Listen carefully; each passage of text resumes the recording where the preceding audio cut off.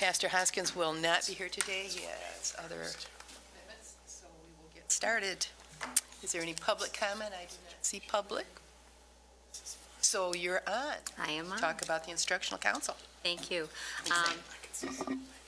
Thank you, Ms. Slade, Dr. Randalls, Dr. Baker. In front of you, you should have the meeting dates for instructional council for the 2012-13 school year. Please let me know if you have any questions regarding those dates. Otherwise, as you'll notice, instructional council did meet. Our last meeting was on November 1st. It was mostly an organizational meeting. There are at this time 4 proposed subcommittees, and those subcommittees that are proposed are assessment, curriculum, an ad hoc committee, and then a technology committee. The work of those committees at this time is not defined. That's the focus of our next meeting, which is December 6th, and that is what I have to report today. We really are. Thank you so much. Actually, can we ask some questions? Sure. So, just the dates, and I'm just wondering, just based on past, there had been in the past some controversy about agreed upon dates between the GREA, and so is that going well? It is going well. I will say that the other item to know is there are dates that we are formulating for subcommittees to meet. Okay.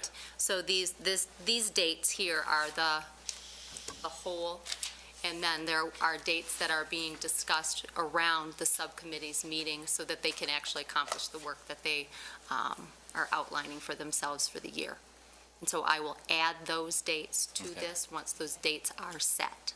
But the GREA is participating and feel good Yes. about their participation with the district staff. Okay, Yes, great. we're doing that collaboratively. Good. Good. Thank So, you. all right. Anything else? Nope. Are you doing legislative action next, or are you going to the, John? That's me. Number 2, so. Previously, I saw something that said you were number 3. We could Now ask you're more number questions 2. for number 1 if you need more time. I'll just drag it out. All right. Sorry.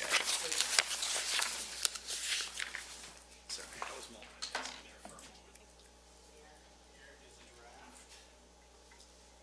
Extra one, John?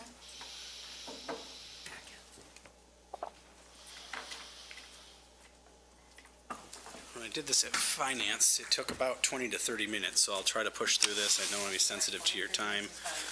The good news is a fair amount of what's in here is almost identical to what we did in the previous legislative platform, and I'll point that out as we walk through it.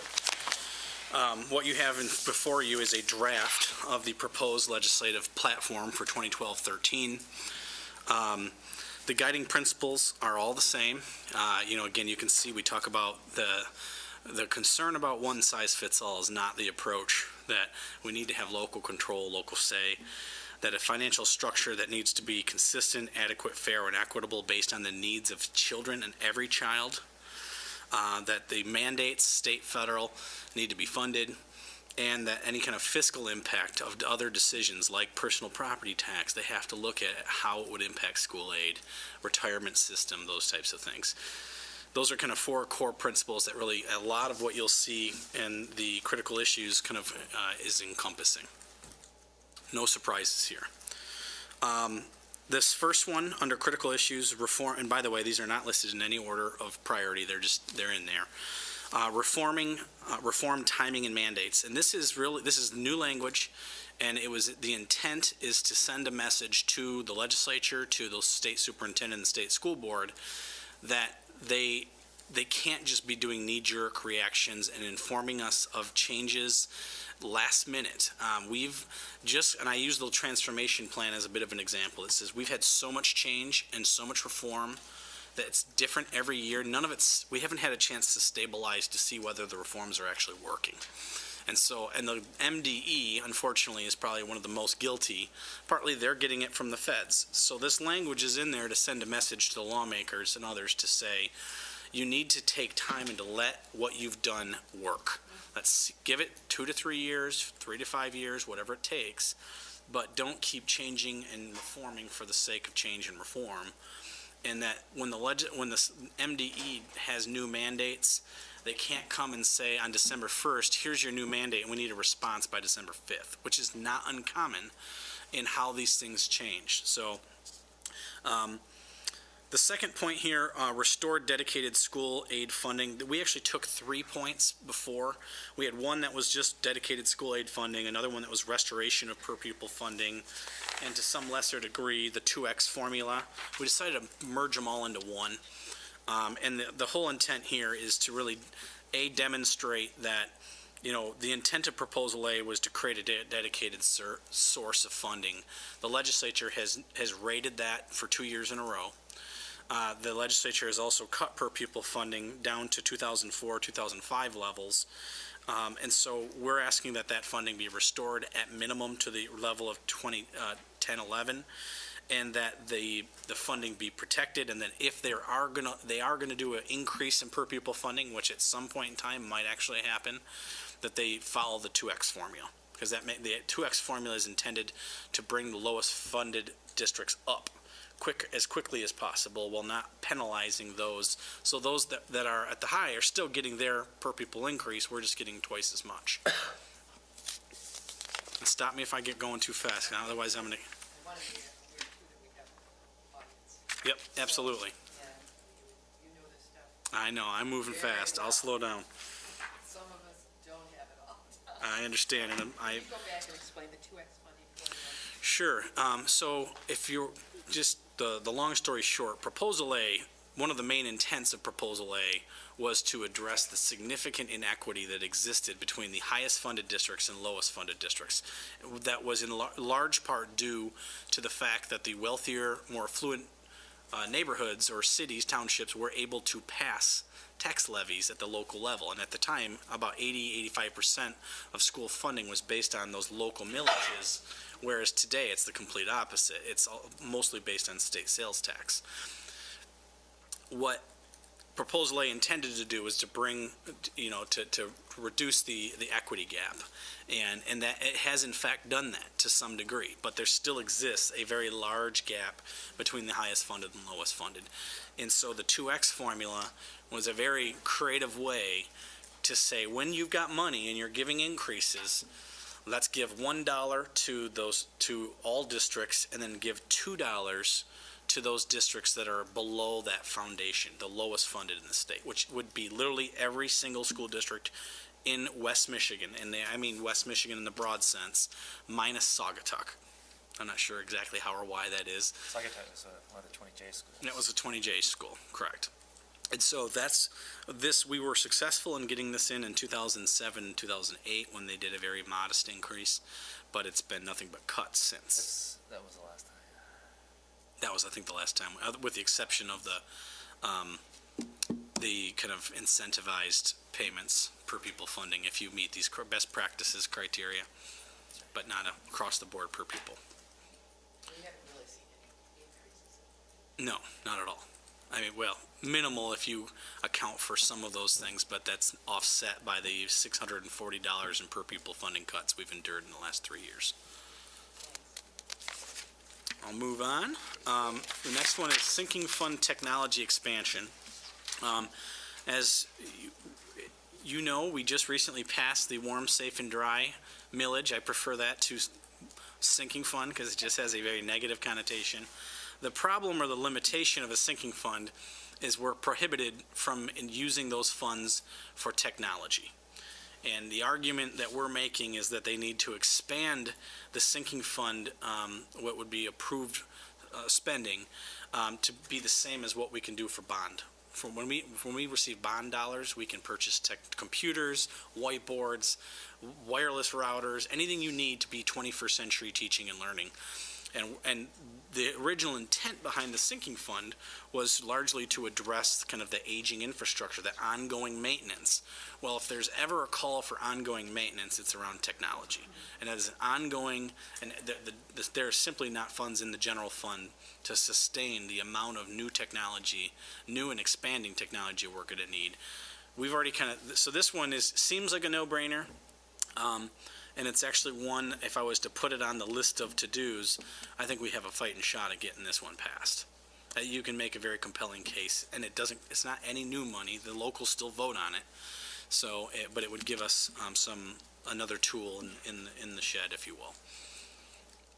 Next one is the restoration, preservation of categorical funding. And we intentionally did not merge this with the dedicated funding because we thought it needed to be really separate, because we've seen in the last 3 years a very direct attack on categorical funds. In large part, the categorical funds were a byproduct of Proposal A. When Proposal A was passed, they started learning of it, some of its shortcomings, particularly when it came around high-need students and declining enrollment districts. Because of the new formula, in essence, kind of penalized districts with they saw a much more rapid rate in funding decline based on persistent enrollment decline.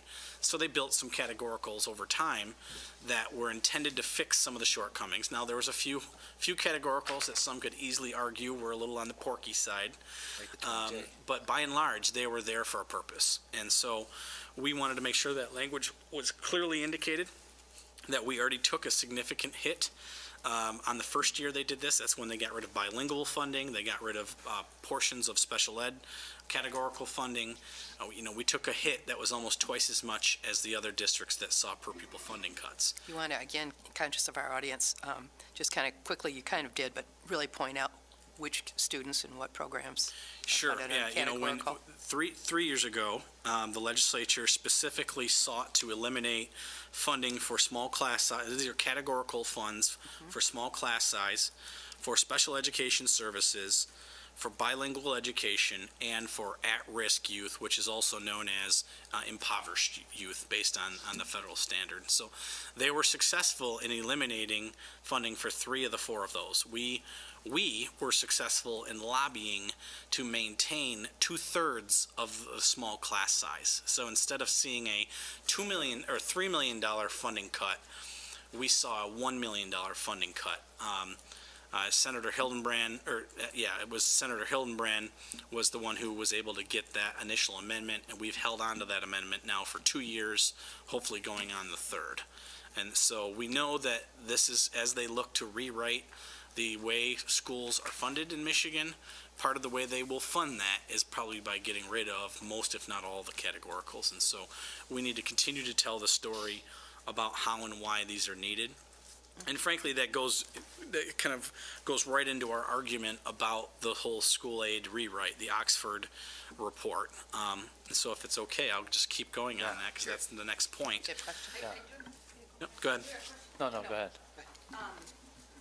That you had initially called part of the categorical for shrinking class size, and I guess, or declining enrollment. Yeah, I'm sorry, there was a 4th one. I failed to mention that.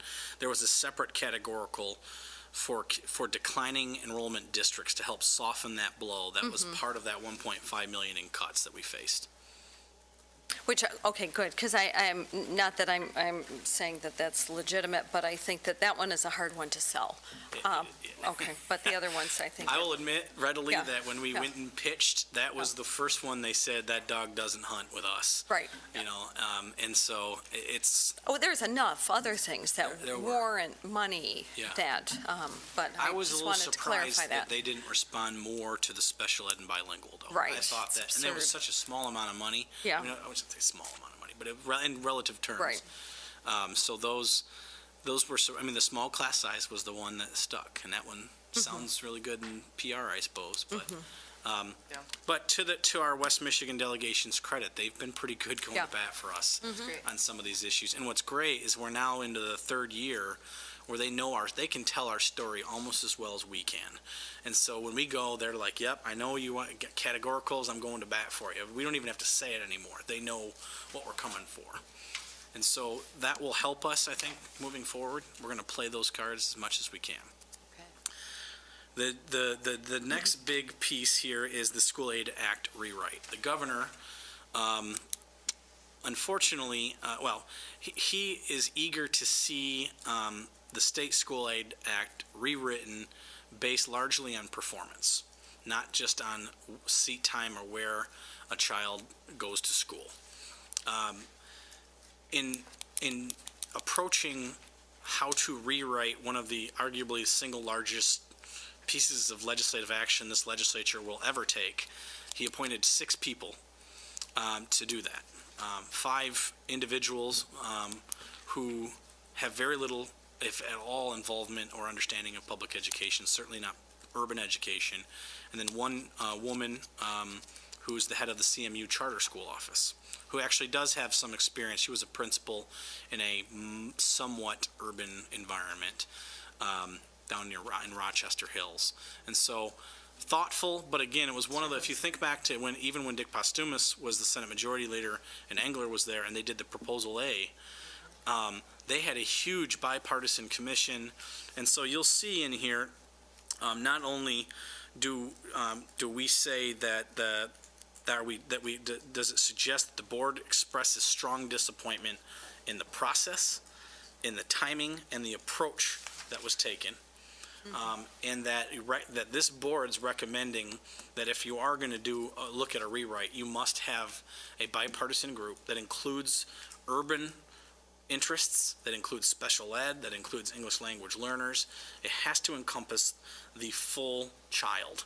And that's what the report as written really almost completely doesn't even make mention of English language learners and special ed and at-risk. And All 300 pages. all 300, I mean, I shouldn't say that. I mean, if it makes mention, it's in very minimal terms. And so you'll see, we put on here is that if the goal is to make sure every child is graduates and is college career ready, then that's a great goal. Now, how do you take the resources and support to make sure that works for every child? Because we know it does cost more to educate and provide services as typically federally or state mandated services for high needs students. And this formula must account for that, because if it doesn't, you're basically writing off those students. You're saying it'll solve itself in some way, shape, or form just by giving them more choice. Market forces will prevail.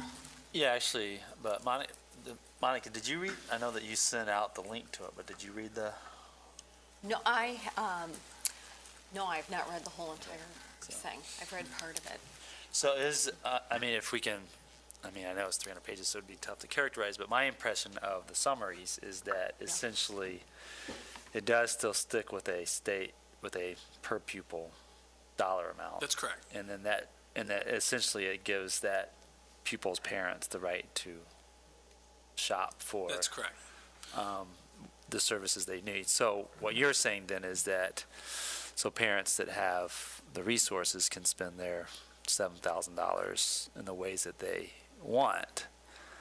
But then if a child needs more than $7,000 Right. to educate them, that person is still stuck with that, or the school, or the local school district is the only one that. That's correct. So we would then be forced to It would create provide districts of last resort.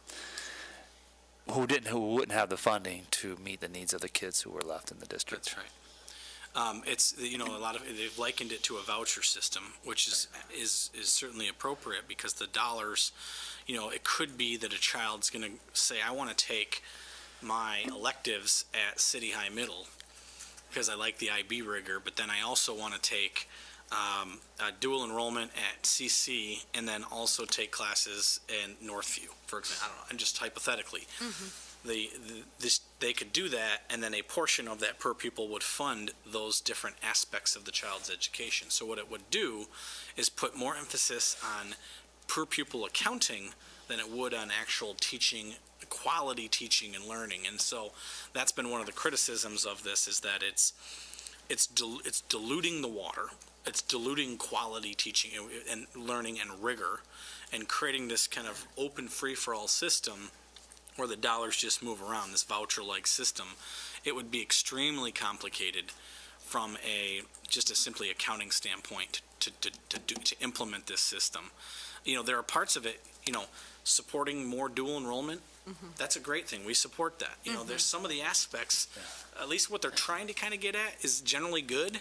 It's more of the method and approach that they've taken. It just doesn't, Well, It seems like that would be, as you'd earlier stated, if we went for a better process with the people who have various interests who are involved in the process, we would solve some of those kind of problems. Right. But if you don't have anybody who knows Right. anything about special ed or Yep. bilingual or anything, Well, and if the state assumed, no, that was fine, Madam Chairperson. If the state assumed the accounting for all of per pupil, so the districts are the one that are going to have to grow an accounting department, and then a big secretarial pool in terms of if these people and making sure everyone is ready to graduate on time. It is going to create a huge disaster just from two really simple nuggets. Well, is the responsibility on the The home on the school district, isn't it? district? It is the Yeah. responsibility make sure that of the those home district persons to know- account for where all those kids are Okay, going. And send So them it out. actually would put an But it's unfair still, but the burden. consequence still is on the child That's right. if they didn't calculate the And correct I number do of credits believe that they that need. their, that the AYP or the scores for the child would also still be at the home district.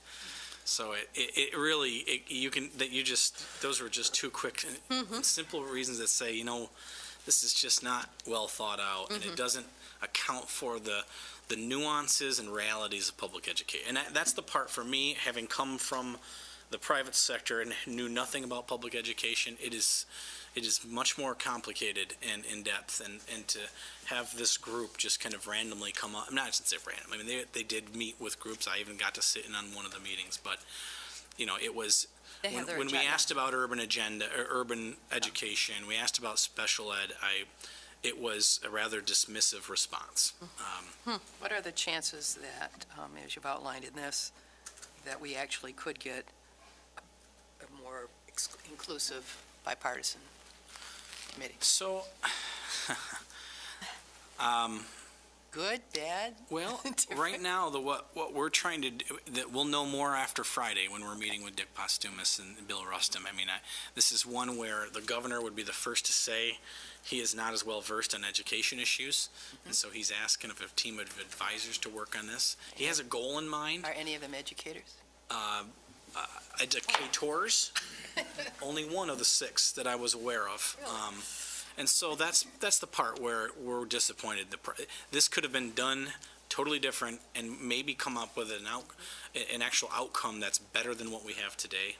And that's where, for us to push to have a seat at the table, to start to really be a voice of in the governor's ear, I think we've started to position ourselves for that. They know we do things differently. We've got to convince Dick Postumus now, because his daughter is she is sold on at least a fair amount of the arguments we make. Not all of them. The arguments we make. She's sold on hope our so. argument. She's sold on our argument, She meaning was she's ready to go to previously bat. A lot of things we pushed on the EAA stuff Who and does she the have school to aid. go to bat with? Well, she has say, she can go and say, She can hey, take out a Dad, pen. I actually really, so we met on Tuesday, and our meeting with Dick is this Friday. And she said, I'll get the meeting. She goes, because they need to hear from you. Of course, it's important for Grand Rapids, but it's important for a whole lot of absolutely. districts, so. Absolutely. So, so here's a logic that seems that this seems to be the flaw, is that we had the per pupil aid was a funding formula. It was just a way that districts accounted for the different kinds of needs that the district would have, and they based it on a per pupil idea, which they've reduced to simply attendance in their report, right? So, Pretty much. but it's really a funding formula that a district with 10,000 students needs about 7, whatever the number is. But then, so they've turned it into attendance, and then they've turned it into really the equivalent of a voucher, because it means that every child has $7,000 to spend on their education, and so, which is the whole school choice. And so it just seems like you don't have to be an educator to understand that this was a political formula that was determined almost 20 years ago. It was a political formula. To try to get the votes. It was just to get it try to approved. figure out how do we account for the fact that there's some districts that have 200 kids, and there's some districts that have 20,000 kids. Yep. And so how do we end up making it fair? And so they came up with this per pupil allotment, but it wasn't to be a dollar figure per student. And it seems like these Oxford people, even if they're not educators, would have the knowledge to understand that this is just a ballpark figure for understanding I how think- much funds are needed in a district. I do think, though, that in order to have some idea of the impact of different types of students with different learning things, you need to know something about that. Well, yeah, I mean, So, I you just know, think that. If you assume that all kids have the same needs, then you can think everybody needs $7,000. That's not the case. But that's not even true, because Birmingham has Oh. way more money than we That's what have. Proposal A was about. Right. And And we they never were- evened that up. Right, The yeah. attempt was made. And they were held harmless. Forest But there Hills was never- has but there more was- money than we have. but there was so never- people- Originally, Yeah, we intent have that higher. each child was worth a set dollar figure, that the child's education. It was always understood that some kids would cost more than other kids to It educate, was, and then it was also understood that there was such inequity that they had to start somewhere. Right. And that's But it where was they never came meant up with to a be a flat voucher. per It was pupil never amount. meant- Certainly No. not. That was never the intent. But that was also happened before school choice and charters were really even a buzzword. Yeah. So, it came shortly thereafter. But, what I think is interesting is that per pupil is the same regardless of what grade the child is in, yet it costs more Right. to educate at high school than it does at elementary. Yeah. Hence the reason why you have a lot more charters that are K-5s and K-8s. It's more profitable. And that's one of those where if we're really in the business of teaching and learning, then let's start with what's it going to take for this child from an urban environment who has a special need and is an English language learner to get to the same point at that or the high school graduation, college career ready, as the affluent suburban child.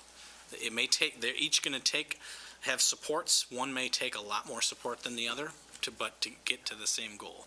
And I think that people are not aware particularly of that function, assuming that everybody No. only gets the same amount of money. Yep. And I know there's disparate amounts of money, but that's the wealth of that particular district. Makes sense.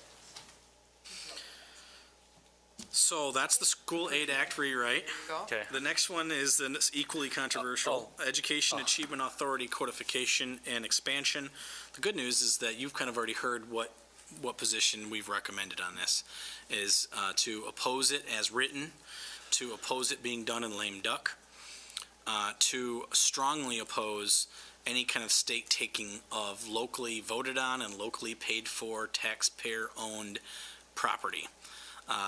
And then the fourth one is to keep some language that says, we understand there's a problem that they're trying to fix, and that's the Detroit Public Schools codification of their interlocal agreement.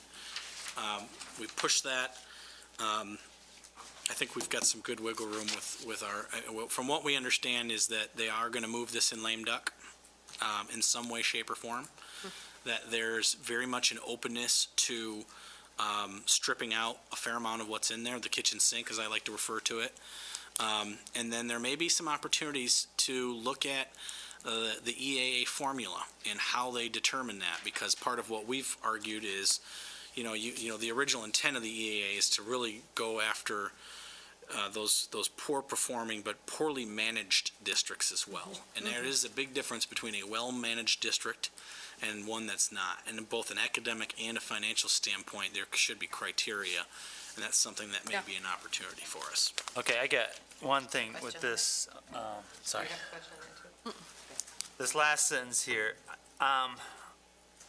why does the board need to take a stand on what's happening in Detroit? I mean, because to some From a extent, strategic standpoint, but to some extent, I don't really know what's happening in Detroit. I mean, I hear that it's not run well and that there's some problems, but, they might hear that Grand Rapids isn't doing so well too. Yeah. And I might not want their board to encourage legislatures to, sanction Grand Rapids Public Schools, just not the rest of the state. So, to the extent that the board isn't really even knowledgeable, to the extent that we could accept policy for what's happening in Detroit, why couldn't we just leave that sentence out? I actually said that this morning at the finance, that's language that if you weren't comfortable, I certainly have no problem with it being removed. The only thing I'd say is that that's in there for a very strategic reason. Right. And it's in part to try to show support to the governor, because we know that this is ultimately why he's putting this bill out there, is to get the fix, to try to maintain. And they have made some good strides, and we monitor that. But at the same point, is it our role to intervene in DPS? I'm game either way. I just see a strategic benefit by keeping it in there. I see your I point. mean, I totally see your point. Yeah, I think that. But I think um, strategically too. I mean, I mean, again, I'd hate for somebody else's I agree. strategy is to sanction this bill, throw us right? under the bus, right, yeah. So, to get in with the governor, let's take it to those people in Grand Rapids. Yeah, I mean, that's true. The trick, I would argue it's a I think that, statewide issue, we though. understand, I think that to some extent, the rest of the paragraph gives the impression, look, this is just going too far. The Board of Education opposes the bill as written, opposes action lane up, and strongly opposes the state takeover of local buildings. And then if the state feels that Detroit offers a second, just a more compelling case, then then they can come up with legislation that allows that. I just don't see why the Grand Rapids Board of Education has to say, go ahead and take over Detroit Public Schools. Now, What do you think? Muskegon Heights, what's the story on there? Aren't they under this sort of similar, I mean, correct. it's more than one Yeah, place. it is. It is. So if we were a little more generic in terms of fix your own stuff that you need to codify and you need to work through could be different such a mess. places that you've already taken over. And Fix that. Part of this is it's there's going to be such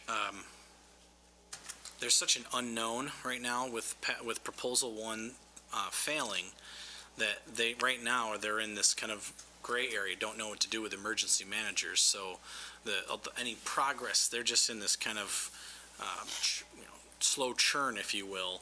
And the intent is to bring some certainty so that they can continue to move forward with improving their financial and academic outcomes. We all have a vested interest in how Detroit goes. And that would be part of the other argument I'd push out, just to say, we do have a stake in this. At the same point, this is more strategic than it is necessary. We're good either way. What is the Board of Education in Detroit? Oh, they're trying to take back. The Is there school board, the is board there of a Board of Education? The Board of Education is There's very a much Detroit Board of aggressively Education. undoing and taking back control of the things that the emergency manager has done, without a doubt. So, I mean, Well, we did say, I too, don't think that we really- need to really- vouch for Detroit Board of Education that's- either. Neither, But, right. but that's not what we're saying here. I mean, we're just saying that, geez, we got a lot to know about for Grand Rapids Public Schools. I mean, Yeah. to come up with knowledge to make a decision on what should happen in Detroit just seems like, We can still work with lawmakers to yeah, I express think kind of that general. they understand. Maybe not support, but acknowledge, the board acknowledges a need to address these other districts. I don't know, I'm trying to find some Yeah. sort I just don't know. I mean, I know what, balance. Do you I need certainly it in don't, the we don't I don't think so, support. as long as, if you understand that this is the position that we're gonna push, that the key points, but that there is kind of a general acknowledgement that we know that there needs to be a fix. And if that's one of those, as part of our overall lobbying strategy, that we can kind of weave that in, it doesn't have to be codified as in this is the only thing. This is our position is everything but that last line. Yeah. So the Ultimately. last line, The last line is still, by putting it in writing, it's sending a clear message in black and white beyond what would be just a verbal message that I can still deliver to some degree. It's just not as coming and saying, yes, this has 100% full support. This is our position. It'd be one that I guess I'd have to have some discretion as to what, if at all, we could say or do with it.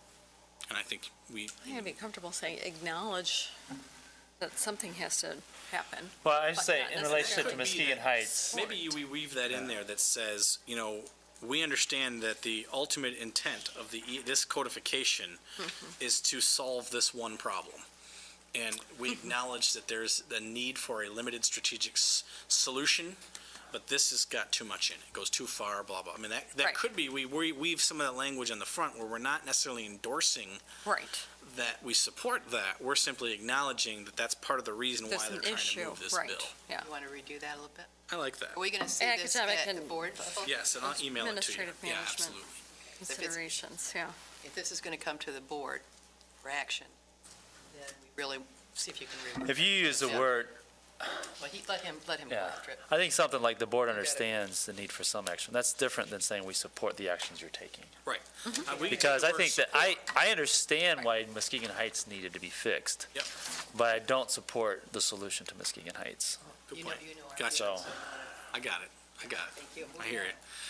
MEP testing date change, and this is one that is new. This was not in the previous platform. The idea up here is that right now, the students, particularly those in an urban environment, are at a somewhat unfair advantage because the Right. research demonstrates that high-poverty students have a higher level of summer learning loss than their more affluent counterparts. And so by having the test in October, that bases everything from our 5% top-to-bottom list to various other things, that they should move it to spring. That just makes sense. And just when makes we've sense. brought that up with some lawmakers, they say the exact same thing. Like, that just makes good common sense. Everybody. When are we getting rid of the MEP? well, that would Let's be. go one at a time. Can we have that on Let's the move it platform, first of please? all. Just work on Just that. lobby for it to be moved to July. Yeah. let's move that one. That'll be our It solution. makes sense that you would test kids at the end of the learning experience. But it's being replaced though, right? Yeah, okay. The next item, school choice, this is almost verbatim except for that very last sentence from our previous platform, as it talks about basically keeping local control, and that the decision-making for that should be left to locals, and that we strongly oppose House Bill 5923. This is the Lisa Lyons bill that really allows almost anyone to create their own charter school and open up a school of some sort. And the parent trigger? And Or is parent that the- triggers, that parent Okay. trigger is, I can probably, I need to add some language on that. And is this the one where we have to keep the building? This is not, this is, Occupation. that's the EAA, that's the one we just. That's the EAA. Yeah, that's the Okay. education. But there's, that's 60. one I wouldn't be a bit surprised if the language goes away on one side, it can come back in another form Yeah. somewhere else. Yep. Early childhood, this is the first half of this big paragraph is verbatim what we've had before that talked about creating a system of universal access, full range of early prevention, intervention, school readiness, 4-year-old program, developmental kindergarten, birth to 5, and child intervention.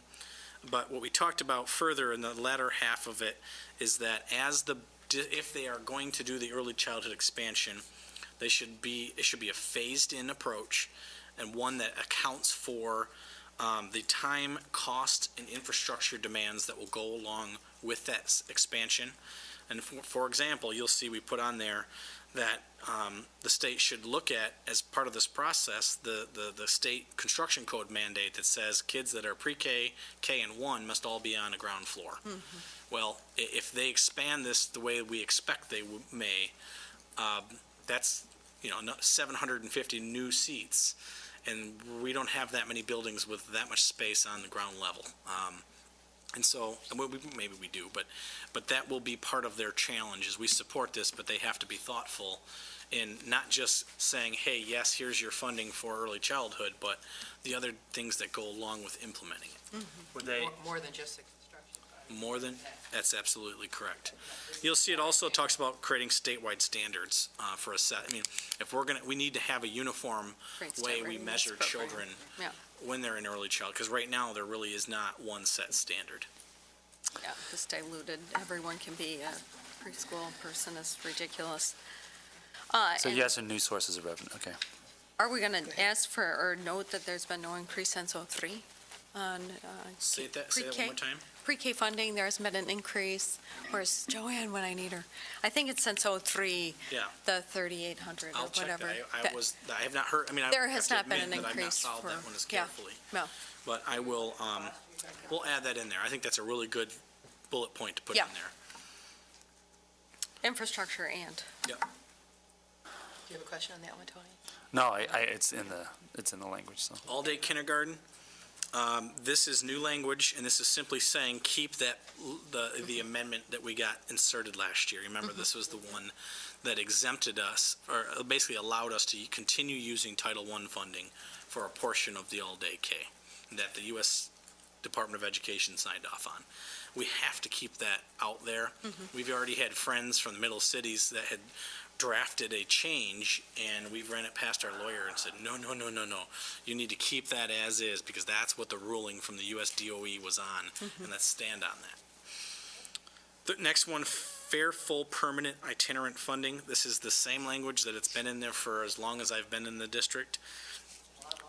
And probably a lot longer, right? Yeah. If you want me to dive into that, let me know, otherwise I'll keep going. Yeah, please. Charter school reform, this is also the same Explain it. language that we had previous years. It clearly talks about a separate and unequal system, that there needs to be more accountability and transparency, and really reforms that, again, make it more of a uniform approach, where they can't just pick and choose serving some students, and that there needs to be a more fair playing field, and that just simply chartering for the sake of an unbridled school choice is not the solution to teaching and learning. One of the things, John, that I hear often, or other people do, because I hear that charters do accept all students. My experience is That they do or don't. that they do. Right. I hear that in the public. Yep. They do. My experience with charters is that they do not. But somehow, It's, address that somewhere. yeah, and that's, See- we still have been working on that, the conference concept that we talked about last year, about the best shared practices. And that's one of the concepts that, even in talking with our is that there is both myth and fact in this, in whether they're serving all students. And so, allowing some of that to be told, because, again, there are some charters that do an exceptionally good job serving all kids.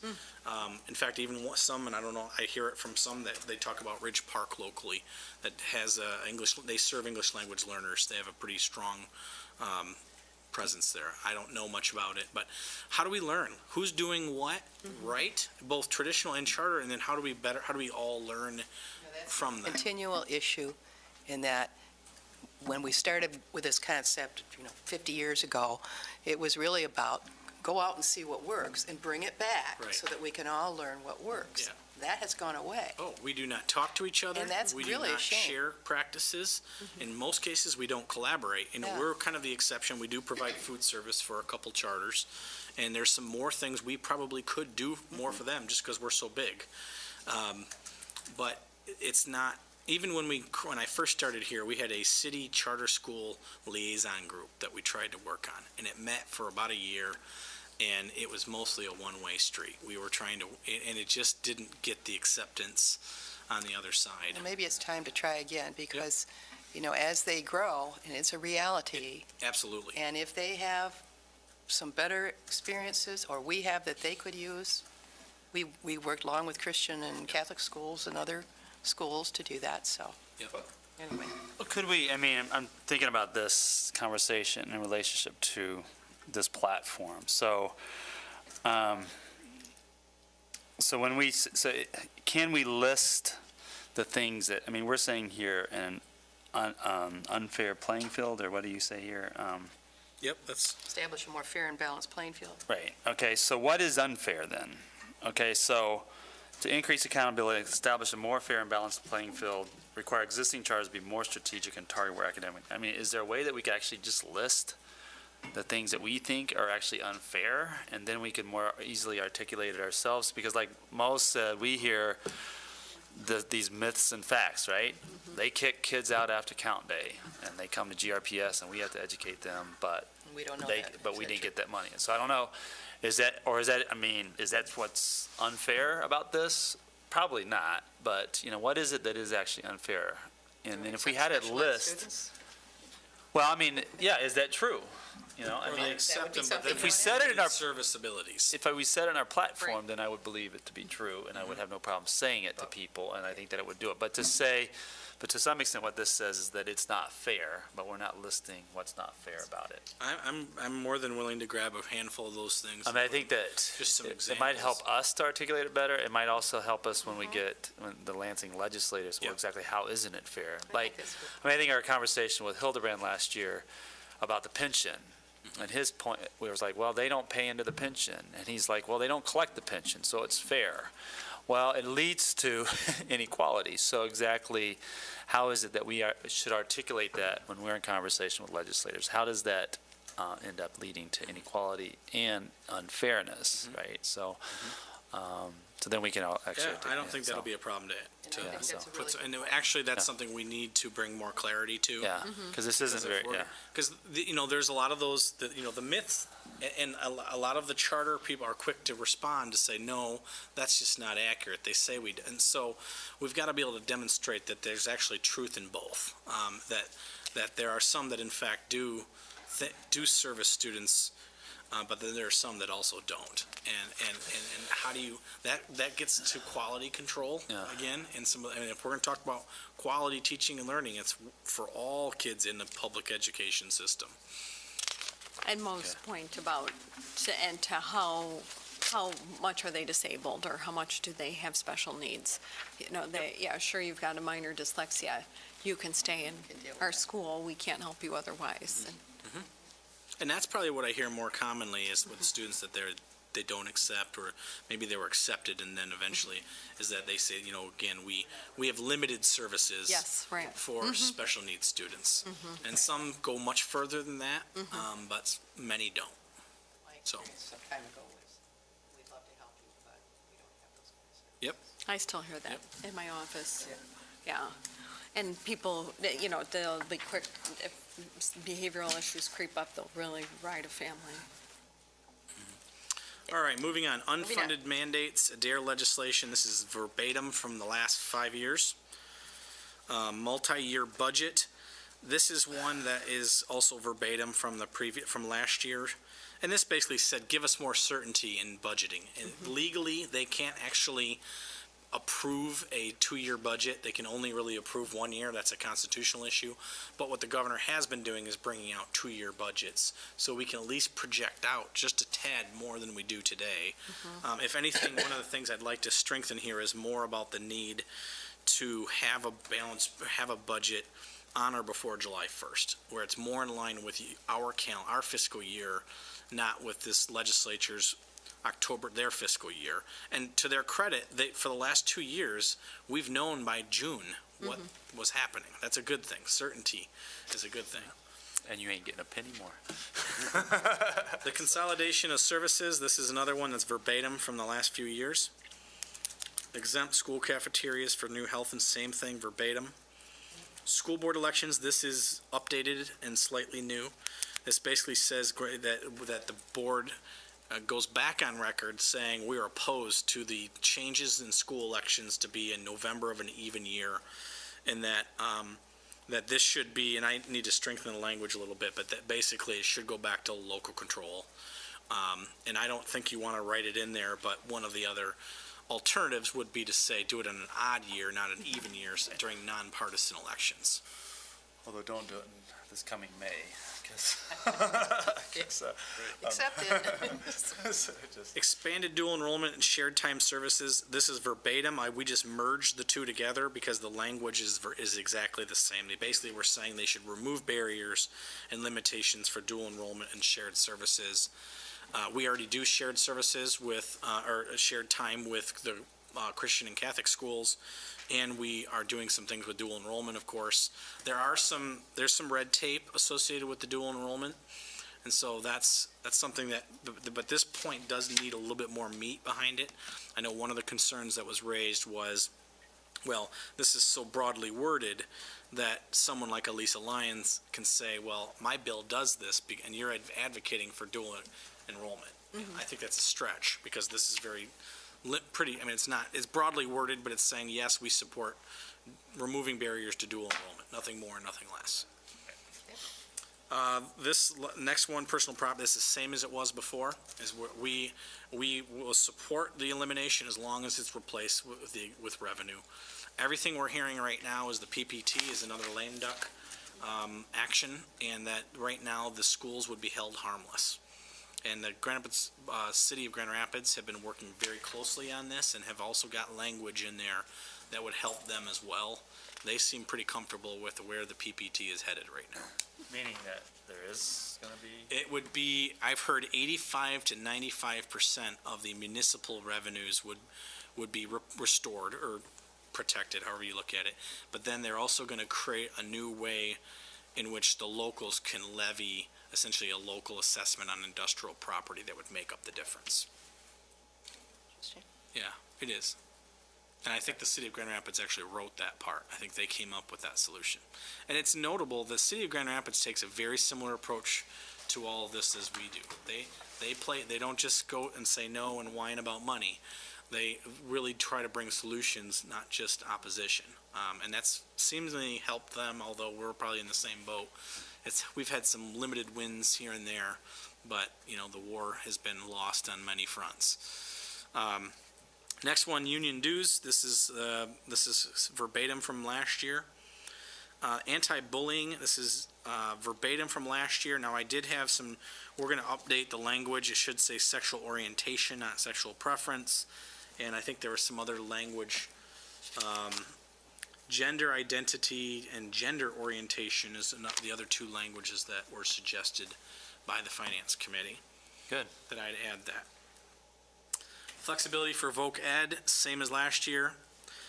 The flag mandate, this is new. This is basically just language saying, you've approved this unfunded mandate. We need resources to pay for it, and we need more flexibility in the display of. It specifies 4x8 flag or whatever in every classroom. I mean, it's one of those where, and we've talked to a couple different people, and we asked, can we print it out on paper? Can it be? I mean, how? And so we would like flexibility as to ensure if we're going to display it, how do we? 4x8. So what's that? That doesn't look 4x8. I don't think so. It's 4x6. So the mandate, again, catches our audience here. Yep. Is it requires schools to display the American flag in every classroom, so we just want them to provide the resources to do that. That's correct. Yeah, we're not opposed to we're doing not that. getting into We're the not objection of against the that. flag. No What problem. we're saying is we're happy to comply, but you've Help us. placed a new burden in a dwindling resource environment to mandate this. And then you also included language that is a little fuzzy as to whether or not we have to have an actual flag and how big is it? Because they specify what it's supposed to be on a flagpole, and then they say that that's the same criteria we should use, yet then there's other language that kind of suggests that we might be able to do something a little different, so it's a little messy. The rest of this is all the same. Any other questions? Thank you very much. Thanks, and then we'll be bringing it to your work session in December. It's when the full board comes back together. That's when they're going to create a standing legislative item, so I will always come back to this committee at some point. There will likely no longer need to be a legislative section unless you need or want me to come. Anytime. Keep us informed Items on in here things. that will impact. Are we discussing this on Friday when we meet with legislators? We are. I'm gonna make some updates and email it to the board. We're not going to hand this out until you approve it. The main discussion item for Friday will be Teresa talking about the transformation plan, continuing to tell our positive story about how we're being proactive in addressing our academic and financial challenges. And then that will very nicely go into the EAA problem, the rewrite problem, and categorical. Those are probably the three big, and I think I may throw the sinking fund in there too. Those are four. What we've done in the years past is we picked 4 or 5 key issues and we just went to bat on them. And most of these other issues, the education lobby kind of covers it. But if we can be surgical in some of our wins and be part of the bigger whole, but if we can be serious about that, that'll help. So we'd be kind of laying the foundation, noting that the board has not finalized, but is on the brink of it. So the meeting with Posthumus is separate. That's correct. It's this Friday, 10 and just Posthumus before our. versus Posthumus Lions. Yeah, it's with Dick, his daughter, Lisa, and Greg Tedder, who's the governor's education policy advisor, and possibly Bill Rustum. I doubt Rustum will come in, but that's who we're hoping to meet with. Okay? Who's meeting from you and? Right now, it's just Rusty and I, and that'll be kind of a starting point. Okay, Okay, thank you. thank you very much. Special education,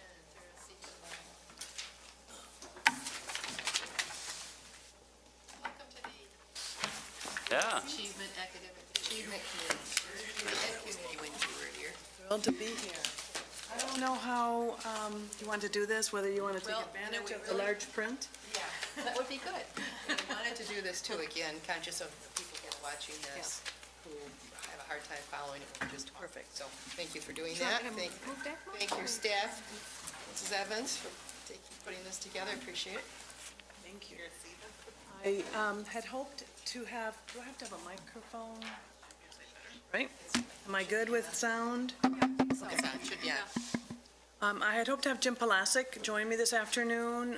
He is our coordinator for compliance, but there was an illness in his family, so he couldn't make it today, so I'm here with the support of the rest of my colleagues that are here. You can do it. I can, and I think I'm going to try and do it anyway. I'm going to give it a good shot. So, good afternoon. Thanks for this opportunity. I am very excited to talk with you about this particular issue that we have here in Grand Rapids Public Schools. We're not unique, but nevertheless, we need to be really creative and thoughtful as far as what we're going to do about this. What I'm hoping to address is our current status, just review some basic data for GRPS as far as our special education population, then review the significant disproportionality, discipline of African American students concern, offer some recommendations, look at the impact, policy contractual implications, but I'm really interested in that feedback piece from you, questions that you might have, and I would hope that we would intersperse that so that this isn't just a show coming from this end, that it is interactive. We can have questions as we go. Please, and I will write them all down. Otherwise, it'll be recorded and we'll all write them down. All right, very good. Okay, so, So they're all looking at their computers and. data. What you do in your class when you teach? Everybody's just looking at their lap, you know, does They're looking- anybody? I know what they're doing. No, if they're giggling at their lap, I know it's not because of my lecture. Data that I'm going to share with you is from October 2011, because our October 2012 data are still not really available for dissection and analysis as like we would like. So we look at the state of Michigan. Last year, the special education count was about 218,000 students, which means about 13.6% of students that are currently enrolled in public schools. And I shouldn't say currently enrolled in public schools. These are students in the state of Michigan that receive some kind of a service via an IEP, an individualized educational program. In GRPS, we had 18,600 students. Our unofficial count this year is like 17,500. Last year, our special education count was 4,547. If we do our math, that's about a 24% incidence of students with IEPs. But we have to remember that we do host the center programs for the entire Kent ISD and outside.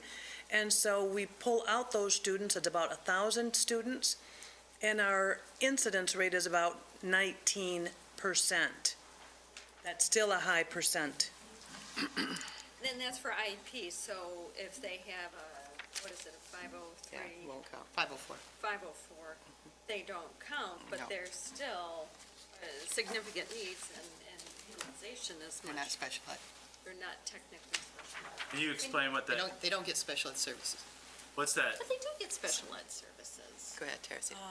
Special, Just trying to Just don't- understand it better. no, this is a great opportunity. can be interactive. No, it's a good idea, absolutely. The students that we're talking about here are students that are entitled for special education programs and services according to the IDEA, the Individuals with Disabilities Education Act, and there is funding behind that act. Section 504 is a Civil Rights Act. There are no funds to support those needs. We still have to make sure that the playing field is even for all students, but there are no funds associated with students that are eligible to have a 504 accommodations kind of a plan. What is a 504 accommodations? It depends. It's individualized. You might have a student that might have a seizure disorder and just needs to have someone monitor them, or they need a rest period. It may not affect their educational performance to such a degree that they require special ed programs and services. Not special ed kids. But they, I mean, at least, and this is only from a practitioner, I'm a pediatrician, if you don't know. So I have patients and they'll get a 504 and everyone will try not to give them an IEP. And yet, yes, they are getting reading support and they are getting some mathematics support. Well, I don't know In then order- where yeah. that support comes order to from, be and it's still eligible- an expense. Yes, In order to exactly. be eligible as a student with, to be viewed as a student with a disability, you must have a disability according to our eligibility categories, Yeah. and then you must require special ed programs and services. And the way that's established is that this disability is impacting your educational performance to such a degree that without these supports, you would not be able to be successful. 504 plans tend to be for students that have, if you will, 504 is broader but less deep. Yeah. Special education is tighter and deeper. Right. So all students that have an IEP would also be eligible for a 504, but we don't Yes. do that because Right. they are covered under the IEP. And what I'm just trying to clarify is for our legislative platform and for other people to understand that a 504 still costs money to the district and we're not being funded. There are no For funds any- associated with it. 504, Yes. I think part of it is because you're a pediatrician, and Yeah. it's been a long experience. If you think somebody has an issue, but really They does don't not need qualify. special ed. Right, yes, Right. yeah, But they may need 504, they may need Right. assistance yes. without it being a special They education might need some student. mobility, again, Right. Yeah. things that are Adaptations that you some can do, a adaptations, regular yeah. teacher can do. Right, this, yeah. seating Right, if- priority. If they don't have 30 kids in a classroom. I'm just trying to bring this You're- more Right. light, So that you're trying to it's say an that, look, expense. there's an extra cost Right. associated Right. Yeah. with districts that have higher numbers of 504 students versus districts that don't have. And Right. it should be But recognized that for should the be sort increased of cost that we counted in the understand. count. But they're not special ed kids. Right, So yes. right now, we're going to deal with special ed. As opposed to every issue that every kid has in the Yes, district. Or right. that you identify. Yeah. Or that you think needs some help. We're talking about special education. She's trying to keep her meeting on the. I'm trying- special- John Helmholtz, can you because please it's a add big deal. 504 in the It's a legislative big platform? deal. It makes a But- difference, but yes. We'll spend Yes. another Yes. chunk of time, another We'll need time another about 3 hours Because it's for another about expense, and 504. that's. Actually, Monica wants John to calculate those expenses. and bring them I up. do not. And maybe that a parapro or someone else is taking the child aside and reading through a test. Those kind of modifications may not cost anything, but you're aware that this student needs something. Probably every student Right. needs something, Right. some more than others. But right now, we're going to deal with special education. So keep your questions to that, Monica. Sorry, she knows I'm a rogue question But we could person. spend- Okay, and I but we opened could myself spend- up, didn't I? No, but we could spend about an hour and a half, No, it 2 was hours. Monica. It was all Monica. Trying to keep her meeting on schedule. I'll refrain. These people need to go home somehow. According to the Michigan Administrative Rules for Special Education, there currently are 13 disability categories that are considered when a student is referred for an initial evaluation for special education services.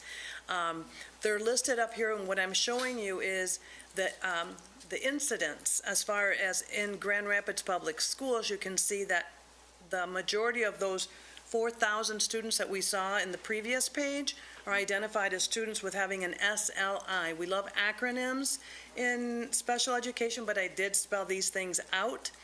So these are students that would have some issue in regards to, auditory, receptive expression, and they might receive services from a speech and language pathologist. What's happened in our district, however, and it's happening a little bit more around the state, is that there are now new eligibility a new different model for identifying students with a specific learning disability, an SLD. Before, we used a discrepancy model, your potential versus your achievement, and then we determine whether you were a student with a learning disability. We now have patterns of strengths and weaknesses. What's happened is that in the reevaluation process, many students are no longer eligible as students with SLD. That was by intent and design, okay, because we need to reserve special education for students that have severe enough needs that warrant those special programs and services. So by folks trying to be good people, they've then said, oops, look, there's a language impairment. So we are seeing more students change from SLD to SLI, like in their middle school years. So we are tracking that, and in fact, a group on last Monday, we reviewed the IEPs of all students that receive speech and language services from grade 6 through 12, which is a high number, okay? We currently have like 1,500 students that receive speech and language services in the district. So we're beginning to really look at that to see if those are appropriate services that should be provided to students. The next group is students with cognitive impairment, about 14% in Grand Rapids, and then you see that for the state, it's about 10%. So you can see the differences here for last year. Then we have other health impairment, and this is where students with ADHD, ADD, tend to fall into nowadays. Students with emotional impairment is next. Then students with severe multiple impairments, and these students typically have a cognitive disability along with hearing or vision or some other concern, so that you get into the 2 or more impairments. Then we have early childhood developmental disability, ECDD. This is where John got tripped up as we were doing a transformation plan, because the disability is called ECDD, but the program is ECSE, early childhood special education. Notice that our rate, we are much, quite a bit higher than the state, and that's because we are a center program, and I tried to identify that with asterisks, where our center programs, the types of disability groups that we draw students from the other districts and charters within Kent ISD. Then we have autism spectrum disorder. Interestingly enough, our percentage is lower than the state, and I'll have to do more research on that. I'll have to do more research on that. And then please note, we now say deaf and hard of hearing. We are not to say hearing impairment anymore. It's DHH. We're not very good at that, but I figure if I write it enough and if I say it enough, then I'll get more converts. And we're right on target as far as the rest of the state. Physical impairment, PI. So our programs that we have at Kenosha, at Alger, at Ottawa, they really are PI. We used to call them POHI, but they really are PI. And then visual impairment, and then traumatic brain injury. So that's just a lay of the land as far as the types of disabilities. Can I ask one question? Sure. Is that all right, Ms. Slade? Trust me, you're going to be grateful. The years of dealing with pediatricians and special education is fraught with disaster. Oh, Go for it, please, Dr. in defense Randall. of my lovely profession. Take umbrage to that. Autism spectrum disorder, there's been new legislation, and they're going to have centers, diagnostic centers. Have we positioned ourselves to be a diagnostic center? I mean, they turn, but now it's official, and there's going to be 4 or 5 in the state. October 15 is when that piece of legislation took place. Right. January, it's. And we have Paulette Longwell, who has been a long time steward and expert in autism, and so we are keeping tuned in to those needs. There is a concern about parents coming to us and asking for their students to be identified as a student with an ASD, and then that student then is eligible to go to their insurance company and have services and therapies provided. And then the state is supposed to have this pot of money that then pediatricians like yourself can dip into, or the parents really, to provide these therapies for students. The jury is out as to how it's going to impact us. It actually may help us. Right, it seems like that could potentially be a source of revenue, is to be a DeVos Children's Hospital, will be a diagnostic center. Steve Pasternak is apparently spearheading that.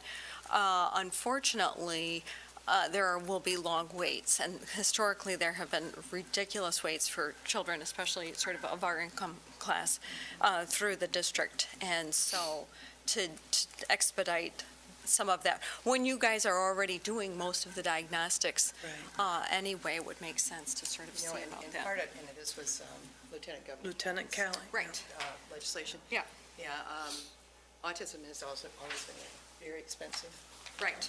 It's very $50,000. intense program. Yeah. And we really led with that one, and our speaker council also did. Because we went to many hearings with parents who require therapy, one-on-one, all days except Christmas and Easter. Yeah. And that's highly expensive for school district. Right, at least 2 In hours their a day. home. Yeah, Yeah. One-on-one, Saturdays, Sundays, Monday, Tuesday. right. Well, and all of these Goes a little disabilities beyond education. have certain classroom limitations. And if you're a student in an ASD classroom, it's a 7-to-1 ratio with a parapro. So we have been good stewards in not just using ASD classrooms, but indeed using our resource programs for students that really just need some assistance from a consultant and so on with their social skills. So, moving on, let's look at gender. Boys continue to outnumber girls, and we really match the state percentage. So nothing unusual or odd about that. Idea why? Lots of ideas, none to be Lots of ideas, corroborated. okay. Lots of ideas. Actually, in, let's say even autism, it's primarily boys that are identified as having autism. Lots of different, I can come back to you with, some ideas. Why more boys than girls? That's just been the way it's been. So it's not just simply that there might be a bias in diagnosing. It's been a forever issue.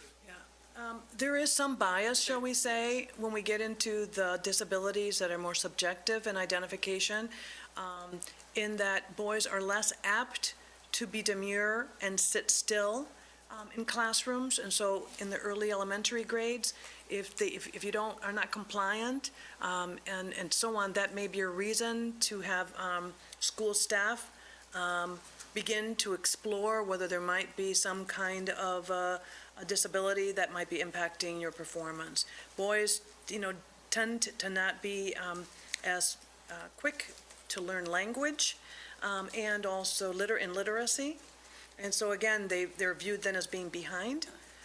So all of those things play a part as far as, again, the subjective disabilities. As far as, things like being deaf and hard of hearing, that goes more across the board.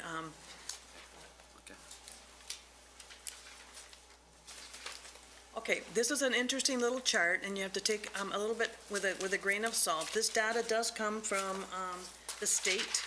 I use state data because that's how we are judged and graded. And so you see on the left-hand side, because we're going to be talking about race and ethnicity as part of this presentation. So you see the different racial ethnic groups that are currently identified that we must use. And then you see column A, and that's the number. And now, let me also back up a minute. I am really conscious, and I work with my staff, and I work with our all school staff to use person first language, and that came from IDEA 2004. Rather than saying a special education student or a learning disabled student, really work hard at putting the student first. Student with an IEP is really the preferred way to refer to our students. Then it doesn't get confused with a student with a 504 plan that might have a disability. So you're going to hear me say student with an IEP. However, for the sake of space, on this slide, you're seeing student with a disability. Okay, SWD, you'll also see in research and in literature. So column A has our students with disabilities by race and ethnicity, and we come up with that 4,500 figure that we already reviewed. Okay. Column B is our students last year, all students. This includes gen ed students and students with IEPs. Then the next column, okay, is our percentage by race and ethnicity of all of our students. So you can see that 36% of our students were reported via their enrollment packet, because we're supposed to use the way parents report to us. 36% were African American. The next group is 33% Hispanic. And you know that now, if you're Hispanic, you can't be anything else when you fill out these forms, which is confusing to parents, okay? Well, you can be multiracial, though. But then you can't check Hispanic. Once you check Hispanic, that's it. You can't check that you're white or The black. others, so just disregards, because there is a multiracial category. There's two or more is what the state is using per federal guidelines. So two or more has been in use for the last couple of years, but they also said that if you were Hispanic, then that's it. You're just an ethnicity. You're not a race, okay? So those numbers, Well, that's true. okay, so, Well, there are black Hispanics, there are Right, non-white white Hispanics, there are Asian Hispanics, but you're just Hispanic, so just understand that. okay, no, I think, no, I've been trying to, okay, so what that means, though, is that if there's a group that's undercounted because of the multiracial category, it would not be Hispanics.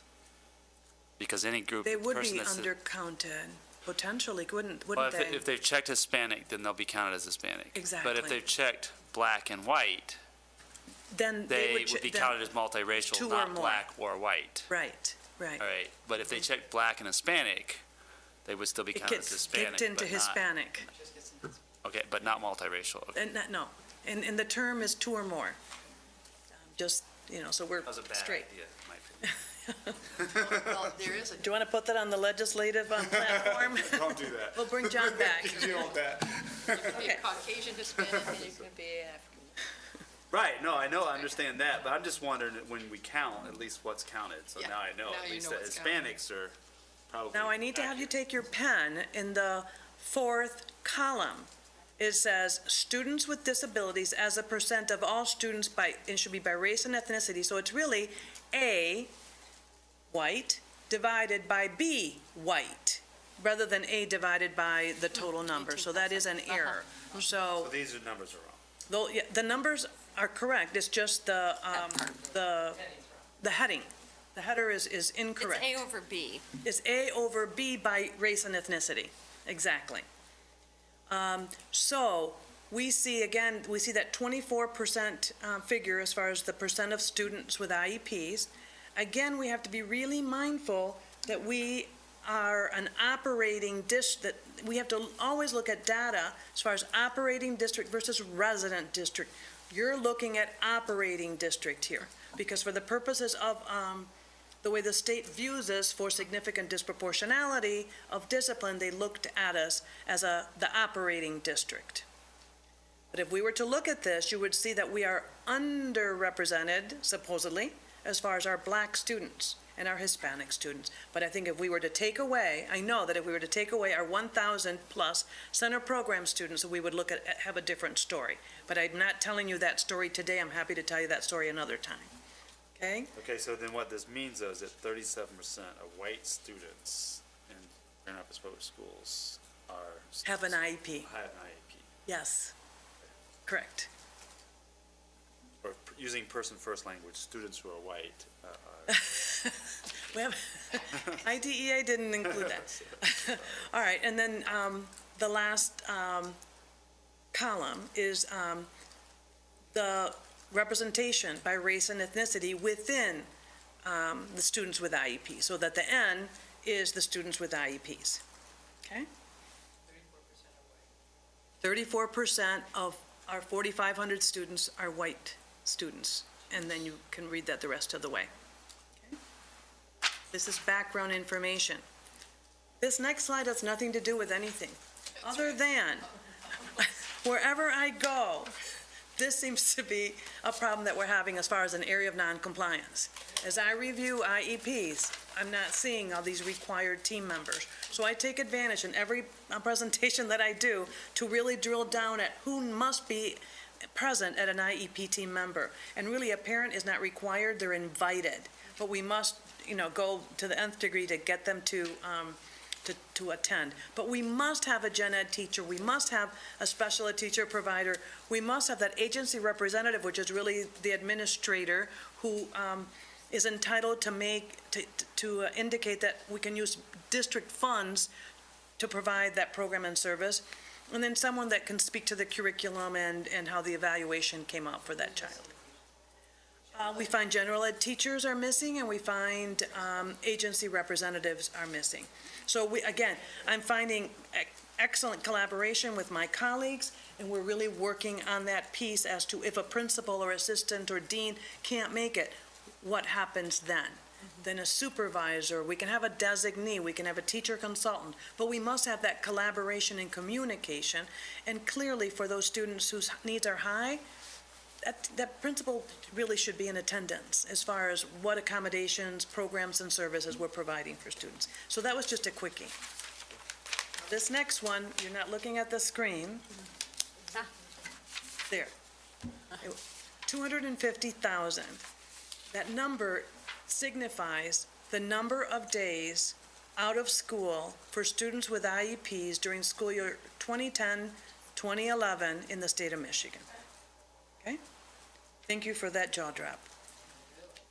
That's why we're here. We're here to talk about the concern or the problem of significant disproportionality due to discipline. This was a new piece that was included in IDEA 2004. So here we are in 2012, and we're still dealing with it. It really took a few years for the feds to figure out how they were going to implement it, and each state to develop their own threshold and how they were going to measure it and have it be approved and so on and so forth. Nevertheless, here in the state of Michigan, we use a weighted risk ratio of greater than 3. We are required, every district is required to submit to CEPI through the MSDS, the Michigan School Data System, the number of out-of-school days a student has that exceed 10 days, out of school 2 to 10 days, in school over 10 days, in school 2 to 10 days. Wayne State University gets a bundle of money from the MDE, and they've developed this calculation that no one can do except for Wayne State, and then each district is assigned a risk ratio. And if you exceed that 3.0, you get identified as having significant disproportionality, and they figure it out by each racial ethnic group. Grand Rapids has been identified for 3 years in a row. This 3.45, we were identified last June, again, based on school year 2010-2011. We're always a year behind. For school year 2009-2010, we were 3.63. For 2008-2009, we were 3.73. So you can see that there has been a decline, which is good. You want to be below 3.0. What does this risk ratio mean?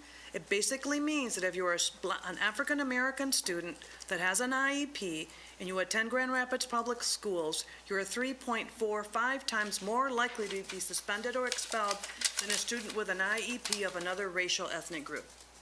Okay? Not a good thing. The other interesting thing is that this year, there were 20 districts identified for this in the state of Michigan. 7 were in Kent County. That is amazing. Yes, ma'am. So, yeah. So now, what does this mean? Well, we have lots of groups that are looking at this. In fact, the ACLU sponsored a forum a couple of weeks ago, and Grand Rapids was represented as part of the panel. We have been focused monitored. When you get identified, then the state comes in and they do a focused monitoring visit. Well, because this is now our 3rd year, the state came in originally in winter of 2010, and all they can really do is look to see if your policies, procedures, and practices are compliant with the IDEA and the MARS. The MARS is that Michigan Administrative Rules for Special Education.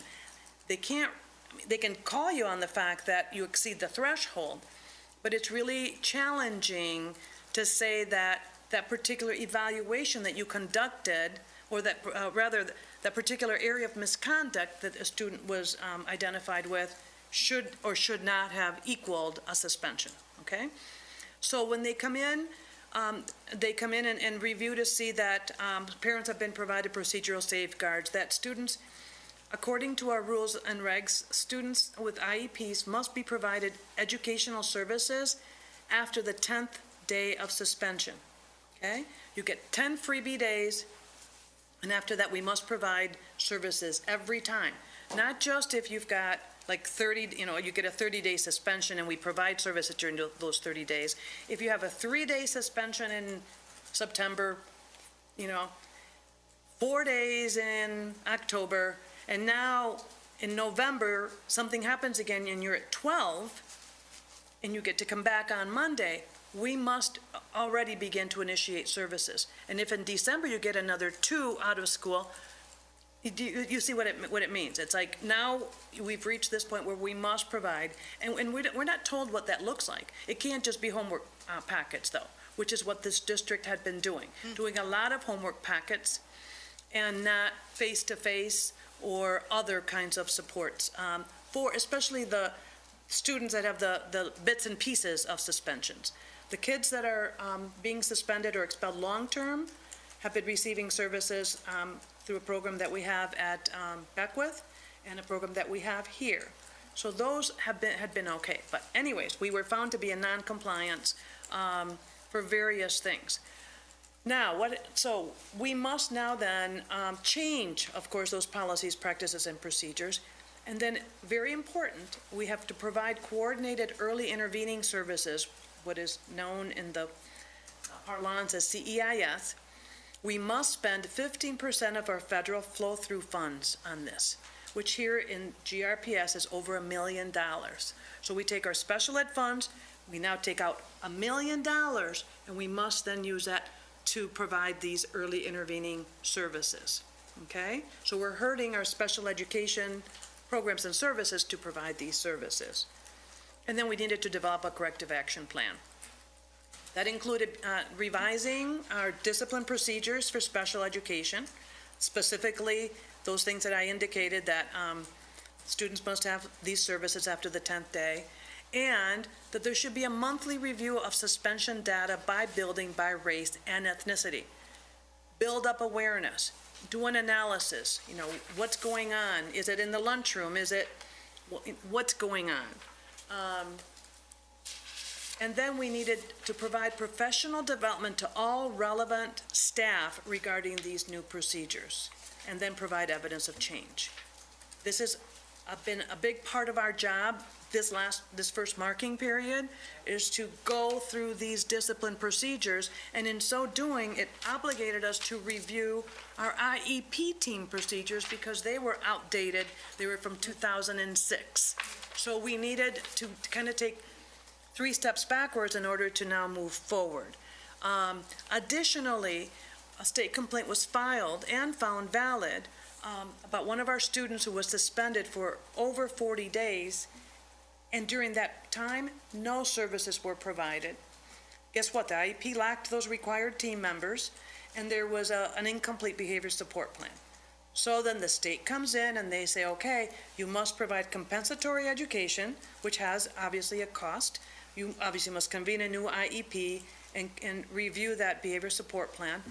Review your discipline procedures. Well, we had been in the process of doing so. And then guess what? Provide professional development.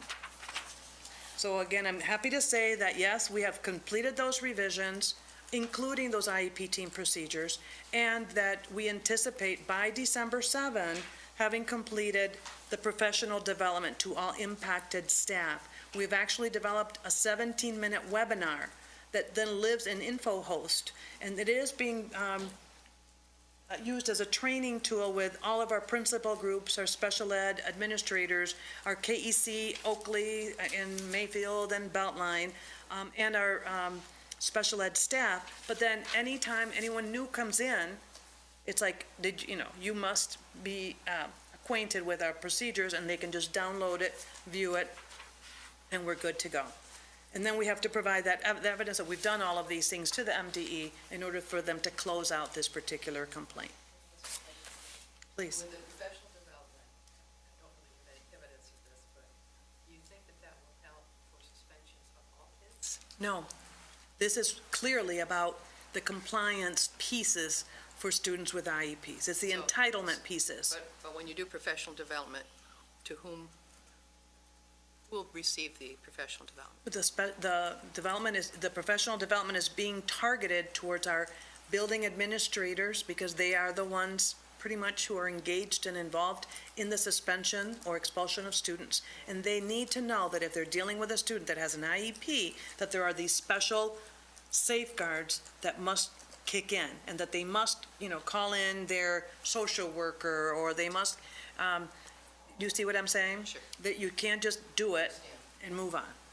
Okay. However, I would say that as we talk about these things, I've had the opportunity of doing a mini presentation to the principal groups.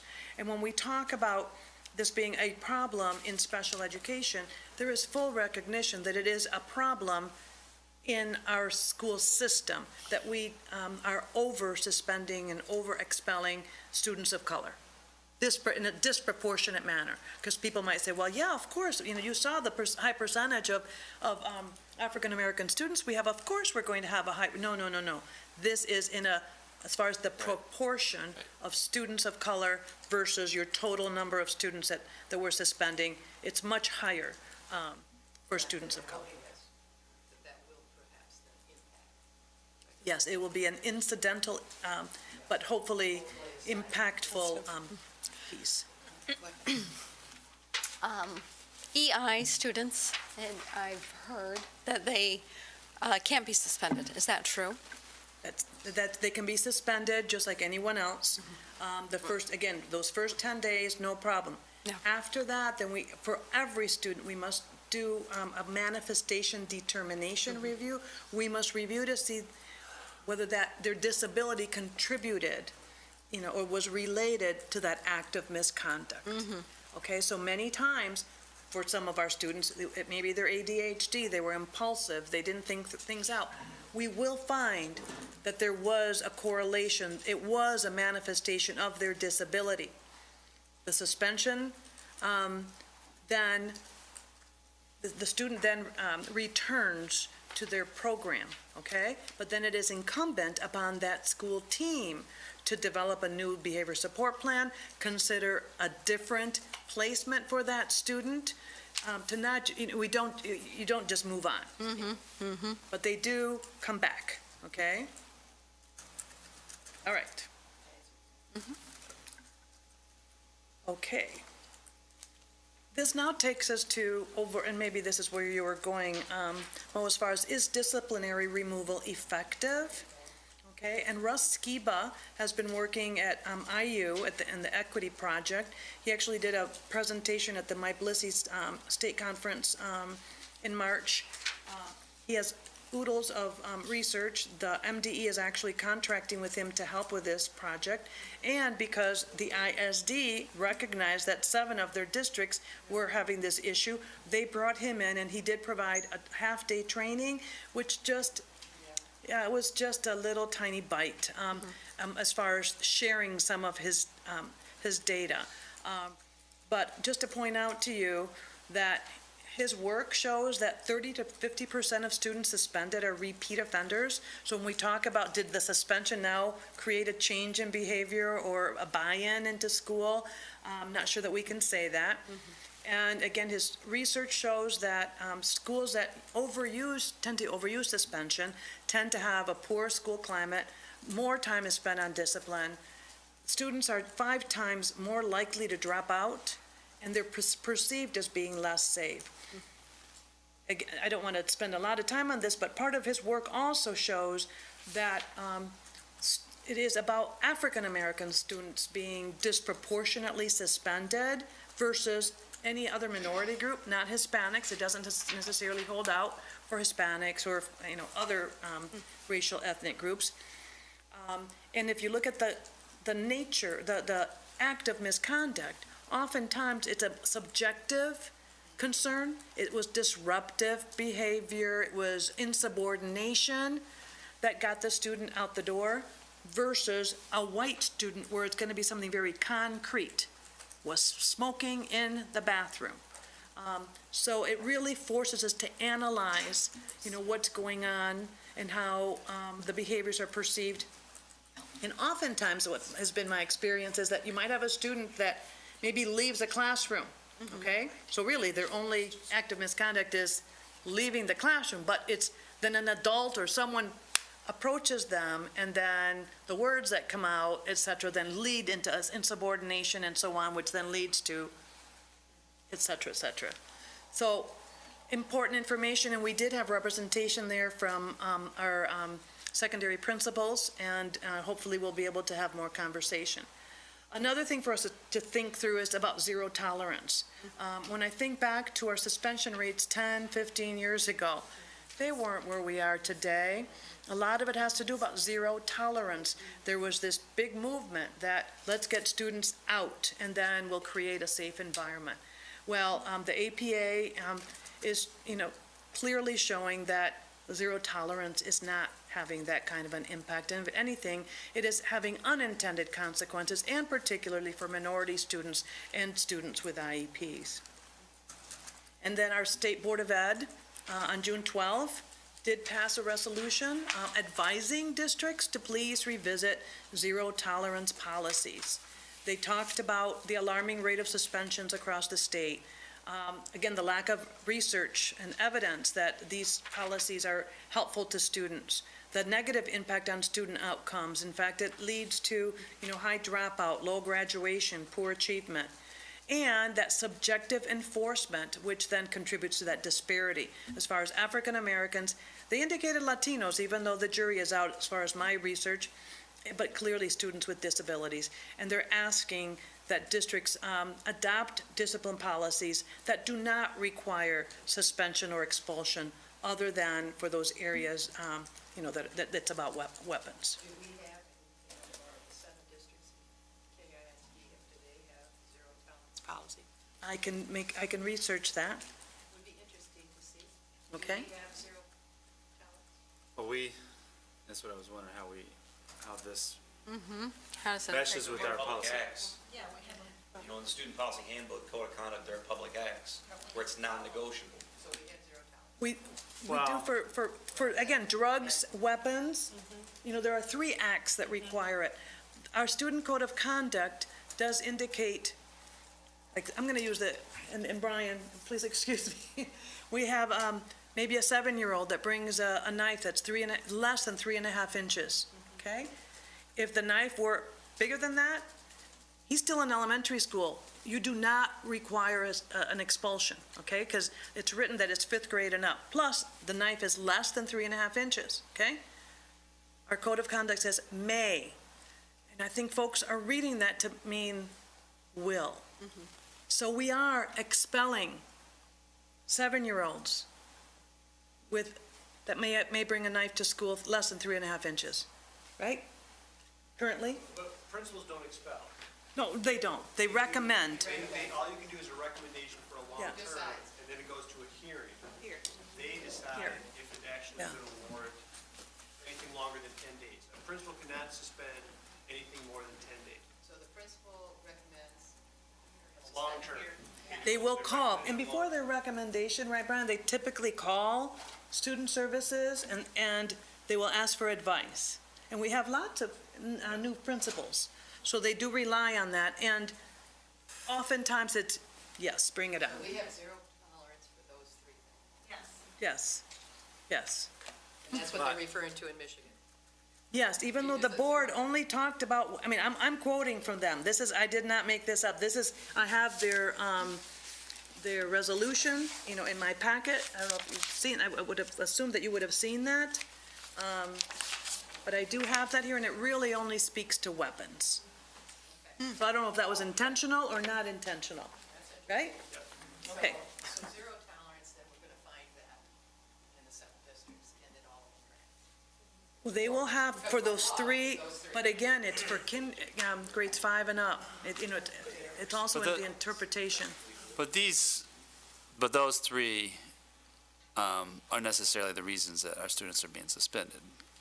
That's a big reason why a lot of students are being suspended, yes.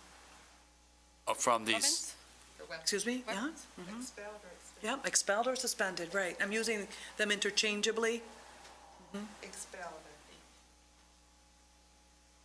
But that's not what we're being cited for. So our We, suspension. no, well, we are, because, I mean, the state did not distinguish whether it was a Okay. mandated expulsion versus a non-mandated expulsion. They're just looking at our overall rate of suspensions and expulsions by race and ethnicity, regardless, whether it's tardy, skipping, a weapon, a fight, swearing at the teacher, okay? They're not looking at the acts of Right. misconduct. Well, but I'm asking, so essentially our response is to lower the suspension rates. And so to what extent? So there's some things that we evidently can't not suspend someone for. We can do a better job of making sure that parents understand that your kid will be suspended or expelled if they bring a knife to school. Yes, there's lots of things we can do in a Okay. proactive manner, shall we say? Okay. Yes. And so that's Is part it- of where we're at. Are those numbers attainable, that the, mandated expulsions versus more of the subjective As far as for expulsion? the total Yeah. district?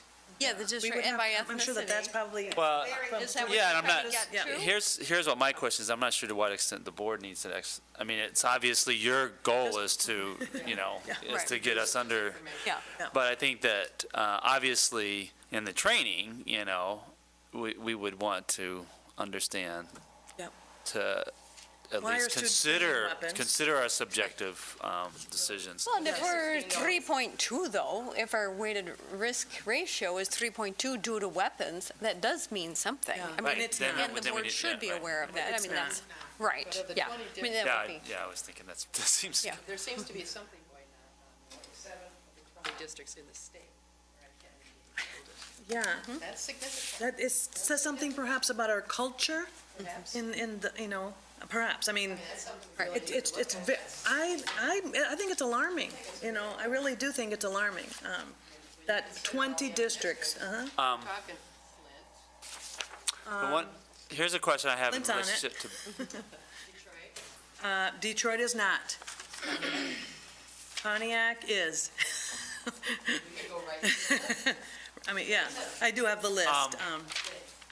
but my question is, in relationship to board policy, is that there was the superintendent implemented, a stricter discipline policy. It wasn't a stricter interpretation of the discipline policy. We didn't change our policy. And so, and I'm sure that, obviously, to some extent, I'd like to have some meshing of how that has played with these issues here. Now, I think that are you getting? My challenge to that is that if it was carried out across the board, we wouldn't see the disproportionality. Okay, More we just- African-American students are being suspended or expelled than students of other racial ethnic groups with IEP. I only have data here. Remember, my world is special from education. 2011, which wouldn't necessarily impact, it's not reflecting on the new. Right, but Right. you're expected to Yeah. change. Right, and it's three- data, remember- so we have to- Yeah, So, it's okay, over, so to it's some- long-term standing, 2008, 2009, 9, Yes. 10, 10, 11. There's slow but to trickle some of extent, improvement. Yeah. is that the problem may not, to some extent what you just said, though, the problem may not be that we're spending too many African-American students, we're just not suspending enough of other students. So, which doesn't sound good. Whatever, you're right, but then we wouldn't have the disproportionality. Right. Right, That we are being singled out because of the disproportionality. No one's questioning whether we were right or wrong, okay? We could have 100% students suspended and expelled, and then we would be at our ratio would be 1.0. It's the same for all kids. they all get suspended. They all get suspended. So this is disproportionate. That's why, it's like, that's the issue. So it's not so much about the nature or the why or the wheretofore, it's the issue that more African-American students are suspended or expelled if they went with an IEP than other racial ethnic groups. Under previous administration and previous to this new No, implementation. and the current year, I'm sorry, Yeah. school year 2011, 2012 Yeah. is what we'll get graded on next June. So that's in the can. We can't We can't impact that. Current year, 2012, 2013, will get graded on in June of 2014. Right. So whatever we do today Okay. will impact us in, a year and a half from now. Does that make sense? Yeah, it makes sense, but obviously our goal is to decrease. I mean, because you could Get them also flow. just not suspend people, and that would get rid of the disproportionality as well. There you go, Obviously, exactly. that No doesn't- student gets suspended, and then you don't have any disproportionality. Why don't we go through a recommendation? But we want, so, okay. And we need to keep in mind that this is about the group of students that have IEPs, okay? But there may be some implications that, would impact the whole district.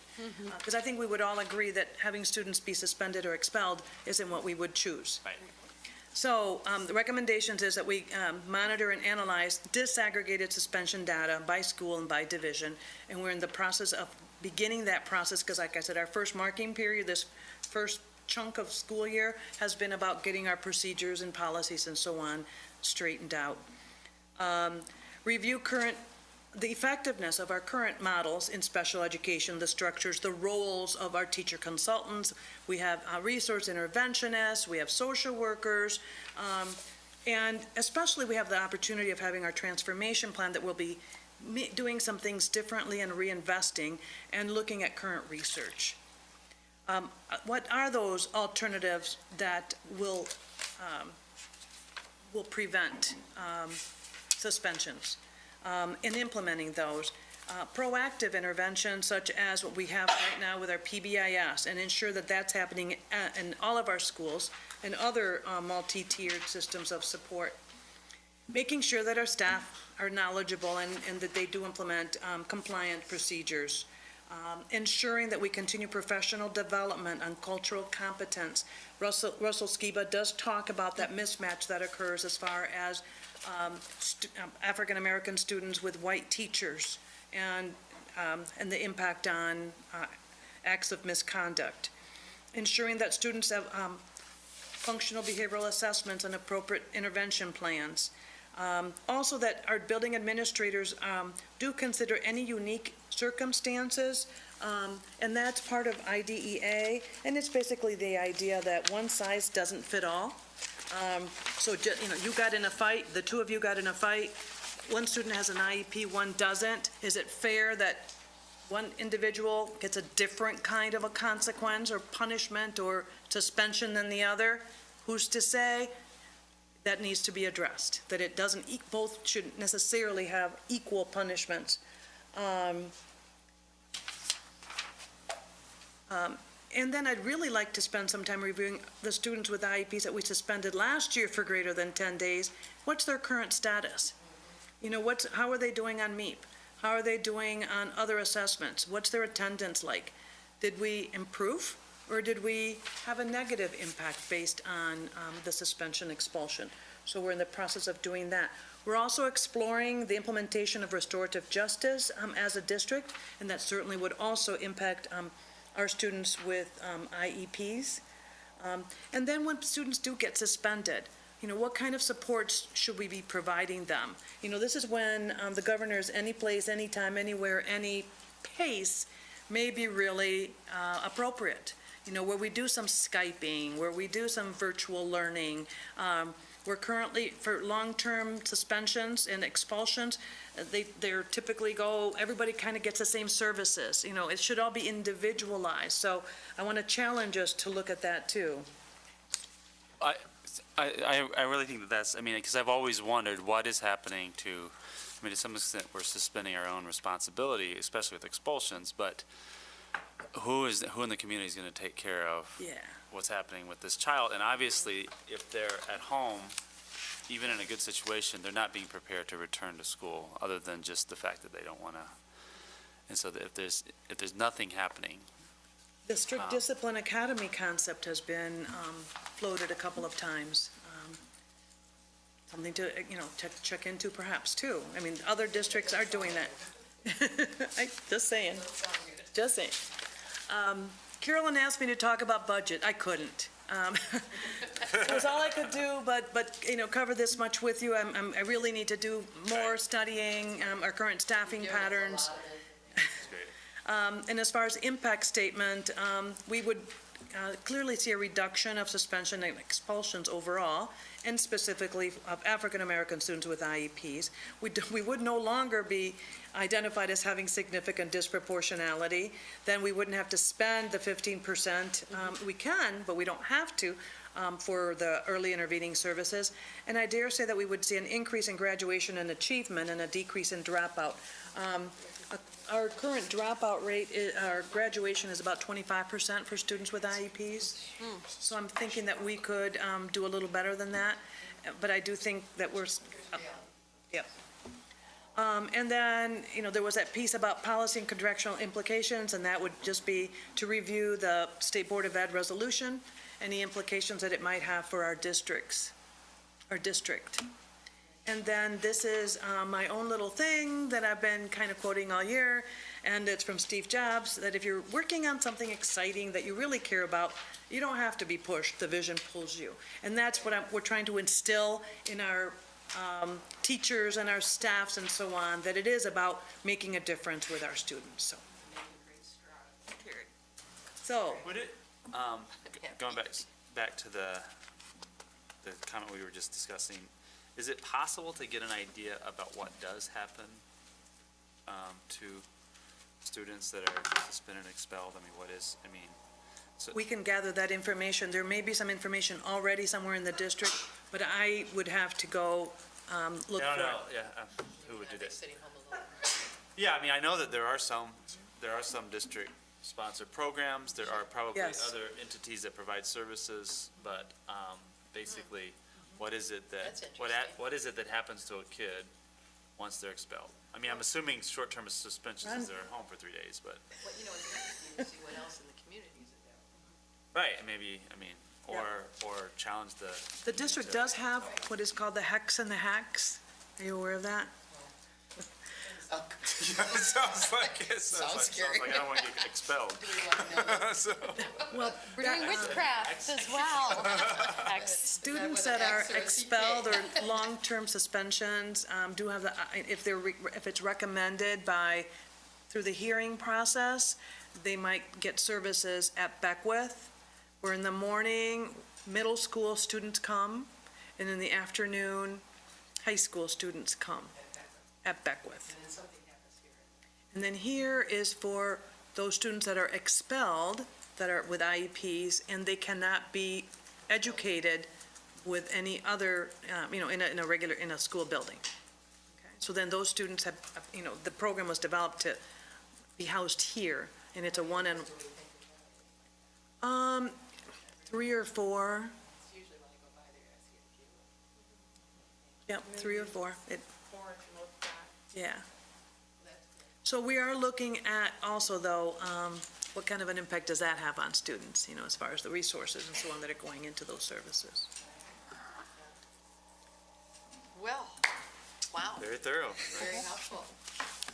And Doing a lot of work. it's 6 o'clock.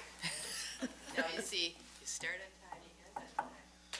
Teresita and I go a long way We do. back. Yes, we do. Thank you very much. Yeah, My thank pleasure, you. truly. We are meeting, this committee, as it sits, just meeting one more time, is that? When is it, in December? No, it's gonna be like the 14th, December was to be determined. Yeah, because 17th? that would be in between Christmas and New Year's, right? It's The fourth one would be, sure. 17th really would be hoping the that we have a last meeting that one. day. We already have a board meeting, that's our big vote. 17th. Yep, 17th? and then We don't want to do the last Christmas day of Eve. school is 21. Christmas Eve, yeah, sure, We I'm shouldn't be sure doing everyone wants Christmas to be Eve. rolling in. So I guess we're gonna do January. Unless you want Christmas Eve. No, will we? I might And then our We'll org restructure meeting will be presents. 7th. Did we decide, are we gonna restructure? We haven't decided. Okay. We're gonna look at Right, what so, we're gonna go forward with. so this may be our last time in this Venue. election, Oh, I like it. but it may not be. Thank you very much. So policy impact, was there any? We don't have any in regard to this.